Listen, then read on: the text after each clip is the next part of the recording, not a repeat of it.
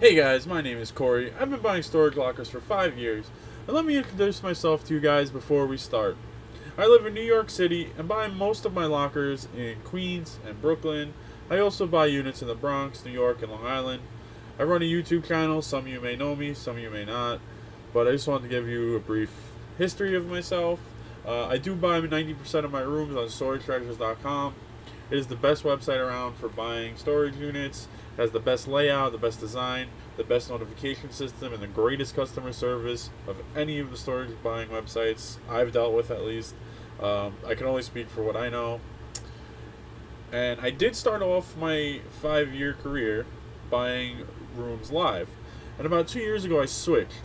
I was getting tired of going to live auctions and there not being a lot of good rooms. I remember I was talking to somebody about it, and somebody suggested to me, why don't you try storagetreasures.com? I didn't even know it existed at the time. I had only done it through the newspapers and stuff like that. And I went on. I bought my first locker. It was a great locker. And I love the fact that I was able to look at different locations in all the areas and hundreds and sometimes thousands of different rooms a month. And I thought it was great. And I started like doing both. And then eventually I just switched straight to online rooms because it was just a lot easier. I wasn't wasting money on gas and tolls and just my time in general. I was able to prepare for the flea markets better. I was able to do better eBay listings because I had more time on my hands, so I was able to just really take my time with stuff, and it ended up being more profitable. So I ended up sticking to it. Um, and throughout buying online, there's some tricks and tips I've learned that I wanted to just share with you guys. Um, Maybe it'll help you guys out and let me know.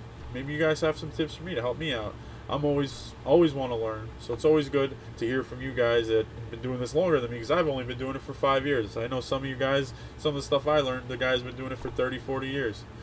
Um, One of the first things I learned live and online was to look at the top of the boxes to make sure that they haven't been gone through by the previous owner.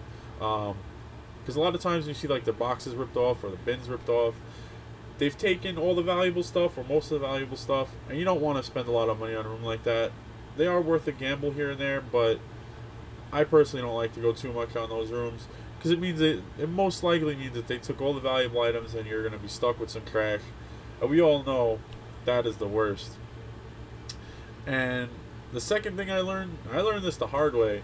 Know your market. Know what you can sell at flea markets or yard sales in your area. Because when I first started, I was just buying any old room if I thought I could make money on it, and I ended up getting stuck with my own storage lockers filled with furniture. Like, it was nice furniture, but it was my own storage locker filled with furniture, and it just was costing me money to keep because it was harder to sell.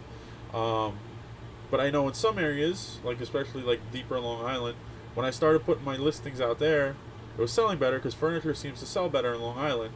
I guess people have bigger houses and have more of a thing. So you really want to know your market and what you're looking for in your area, what you can sell, and even what you can buy. Like what people around your area have a lot of. Like I live in New York. There's a lot of sneakers. There's a lot of clothes. There's a lot of fashion. And when I bring that stuff to flea markets, I sell it very easily. And it also doesn't take up a lot of room, and it sells very well on eBay. One thing you do have to make sure though is you're not trying to sell bootlegs or anything. So learn how to tell a real from a fake, or you can even bring it to the store of the company that it was purchased from, and they'll usually help you out if you're nice to them. And one of the last things that I like, it's not really a tip or a trick, but it's just don't get discouraged. I know when I first started, I started off really well. If any of you guys watch my YouTube, you'll know we started off, we had like 3 or 4 amazing lockers in a row. So it was very easy to not get discouraged. But then we hit a little bit of a rough patch and had a few bad lockers in a row. And it was really disheartening. And I was getting discouraged. But, then you hit that next good locker. But you got to like stick it out and rough it out. Because if you ride the waves, this could be a great business. I know I have. And I just bought a locker the other day for $50 in Brooklyn. And I found a card collection. It's a Michael Jordan card. It's on eBay. It has a bid for $140. This is a $50 Kobe Bryant card. This necklace was in the room, and there's like all a bunch of other items. The TV was in the room. It's like, but you gotta ride the wave, because then the room before this was just a room full of garbage. So you have to be willing to ride the waves, and take it one step at a time.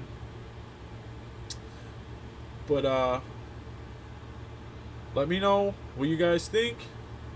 Thank you, StorageChargers.com, for listening to my blog. See you guys next time.